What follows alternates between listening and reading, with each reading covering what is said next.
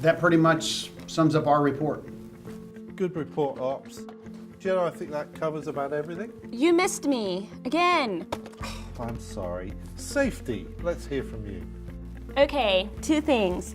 I'm going to head out with logistics later today to inspect the building we're planning to use as our new distribution center. And this is important, everyone. You're all aware of how hot it was yesterday, and today we're going to break 100 degrees.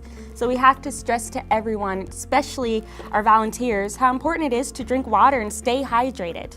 I know it's annoying for me to keep reminding you that heat stroke is no joke. It can be deadly. So make sure everybody is drinking water throughout the day.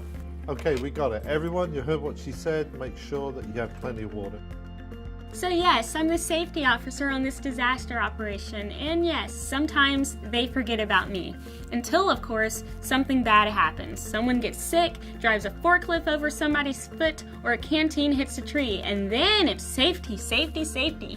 Truth is though, I like it a lot more when my job is more about preventing accidents than coming afterwards to clean up a mess. So the easiest way to understand the safety function is to start over there. Think of the safety officer in ICS like the pool lifeguard.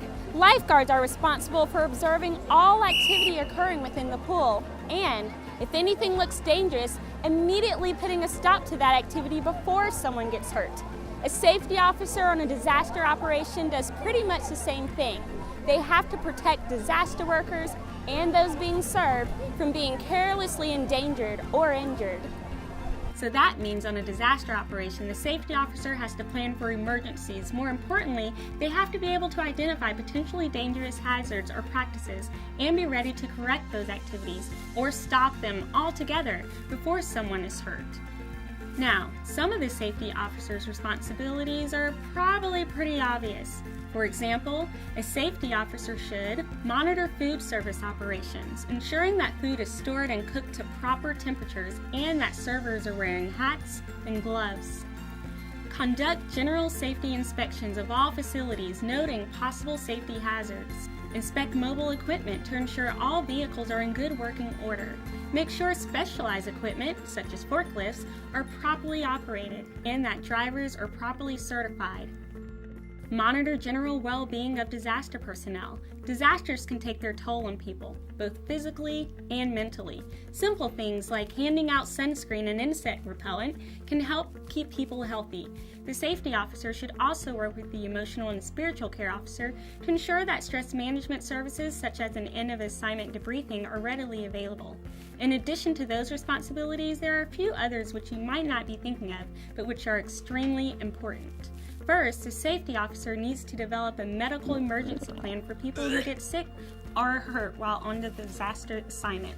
This is especially important for disaster events that knock out phone service and make calling 911 impossible. Every disaster operation also needs a severe weather emergency plan.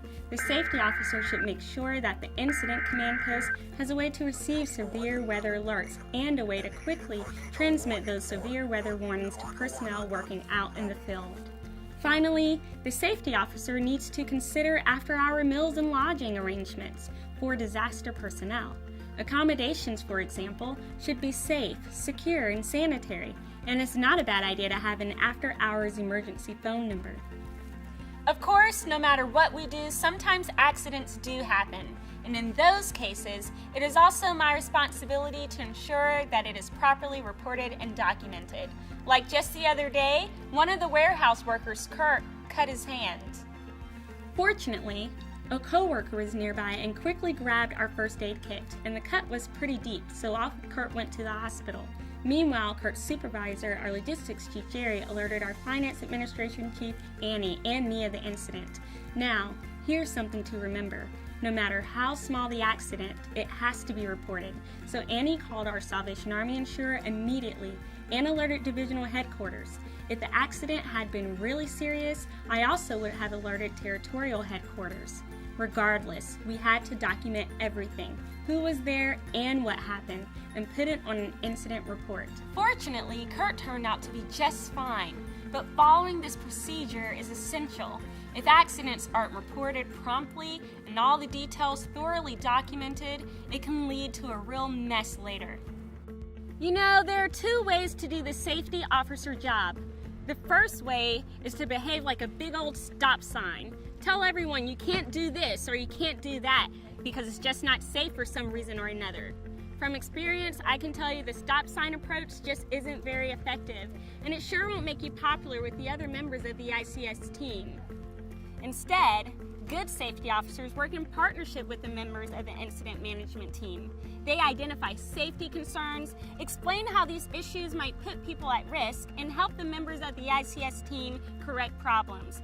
After all, my job isn't about shutting things down. It's about keeping services going safely.